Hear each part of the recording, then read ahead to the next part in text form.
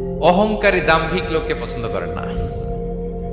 অহংকারী, আমাদের তো অহংকার টহংকার নাই না?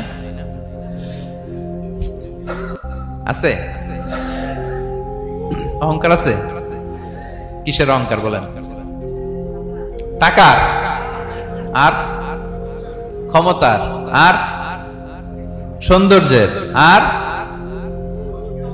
হ্যাঁ পাওয়ার, সোশ্যাল পাওয়ার।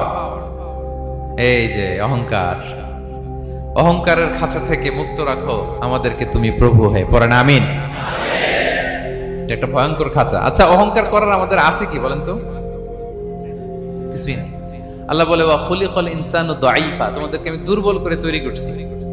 আমরা দুর্বল, শুধু দুর্বল না, দুর্বলের ঘরের দুর্বল। আমার বাপ ছিল দুর্বল, আমার দাদা ছিল দুর্বল, আমরা 14 গোষ্ঠী কি? হাল আতা আলাল ইনসানি হিনুম মিনাদ দাহরি লাম ইয়াকুন শাইআম মাযকুরা। আল্লাহ বলেন একটা সময় ছিল উল্লেখ করার মতো তোমার কিছুই ছিল না। আজকে তো এত লম্বা চড়া মানুষ, আমরা কিছুই ছিলাম না। আল্লাহ বলেন হাল আতা আলাল ইনসানি হিনুম মিনাদ দাহরি লাম ইয়াকুন শাইআম মাযকুরা। তুমি কিছু ছিলা, একটা সময় কিছুই ছিল না, উল্লেখ করার মতো তুমি কিছুই ছিল না। অস্তিত্বহীনের জগৎ থেকে তোমাকে আমি অস্তিত্ব আনলাম। তোমার বাবার পৃষ্ঠদেশ থেকে তোমার মায়ের গর্ভাশয়ে আমি তোমাকে ফেললাম। সেখানে আমি আল্লাহ তোমাকে একটু একটু করে তিলে তিলে বড় করলাম। 9 মাস 10 মাস পরে মায়ের পেট থেকে দুনিয়াতে তুমি আসলে। দেখেন তো দুনিয়ায় আসার পরে আমাদের অবস্থাটা কি? কাপড় নাই, চোপড় নাই, এভাবে চলে আসছি। আসার পরে কেউ যদি মুখে খাবার তুলে দেয় তাইলে খাইতে পারি, হ্যাঁ, তাও লিকুইড খাবার, এদিক দিয়ে দিলে এদিক দিয়ে পড়ে যায়, খালি মুছতে হয়।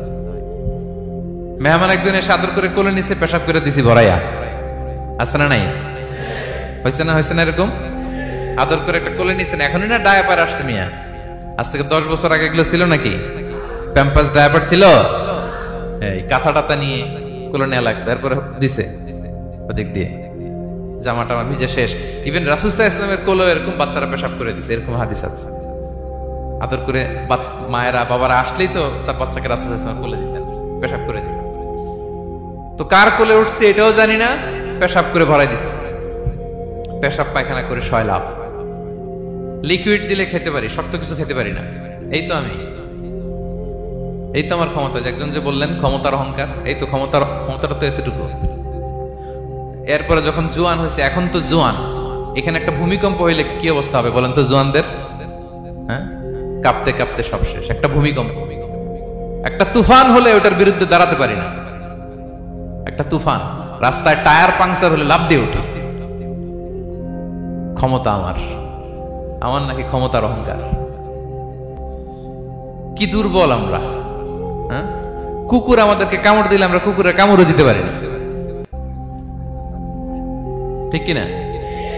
মশা যে কামড়া, এটা ধরতে না পারলে কিছু করতে পারি? কামড় মাইরা দিছে দৌড়। বল্লা পোকা এসে যদি কামড় দিয়ে দৌড় দিয়ে কিছু করতে পারেন? তো কিসের কিসের ক্ষমতা আপনার?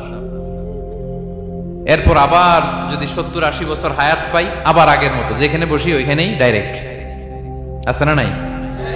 বয়স যখন 80 হয়ে যায় আর থাকে শরীরের কন্ট্রোল, আবার যেখানে বসে ওইখানেই পেশাব পায়খানা। খাবার দিলে খাইতে পারি, পিঠটা বাঁকা হয়ে কুজু হয়ে গেছে, এর নাকি আবার অহংকার। সাজে অহংকার, সাজে অহংকার, সাজে একজনের। আওয়াজ করে বলতে হবে তিনি কে? 3 নম্বরে অহংকার দাম্ভিককে আল্লাহ পছন্দ করেন না। প্রিয় ভাইরা, আল্লাহ বলেন কারুনের ঘটনাকে আল্লাহ এখানে এনেছেন। আল্লাহ বলেন ইন্না কারুনা কানা মিন কওমি মূসা। কারুন ছিল মুসা আলাইহিস সালামের কওমের লোক, মুসা আলাইহিস সালামের কাজিন ছিল মূলত। কারুন নামে একজন সম্পদশালী ছিল। মিশরের রাজধানী কায়রো থেকে 100 কিলো দূরে ফাইয়ুম নামে একটা জেলা আছে, ওখানে তার বাড়ি ঘর। আমি দেখে এসেছি, কয়েকবার গিয়েছি। তো ফাবাগা আলাইহিম, সে মানুষের উপর চড়াও হলো। ওয়া আতাইনাহু মিনাল কুনুজি মা ইন্না মাফাতিহাহু লাতানু বিল উসবাতি উলিল কুওয়া। আল্লাহ বলেন এই কারণকে আমি এত সম্পদ দিয়েছি, এত বেশি ছিল তার সম্পদ, সম্পদগুলো যে সে আলমারির ভিতরে রাখতো, ওই আলমারির যে চাবি হইতো, এই চাবিগুলোরে ওজন করার জন্য, কাঁধে নেওয়ার জন্য 10 জন পেশি শক্তি পুরুষ লাগতো। আলমারি রাখার জন্য না, কি রাখার জন্য? আলমারি ভর্তি যে সোনা দানা গহনা, ওইটার যে চাবি, ওই চাবিগুলা বহন করতে একদল পেশি পুরুষ লাগতো, এত সম্পদ।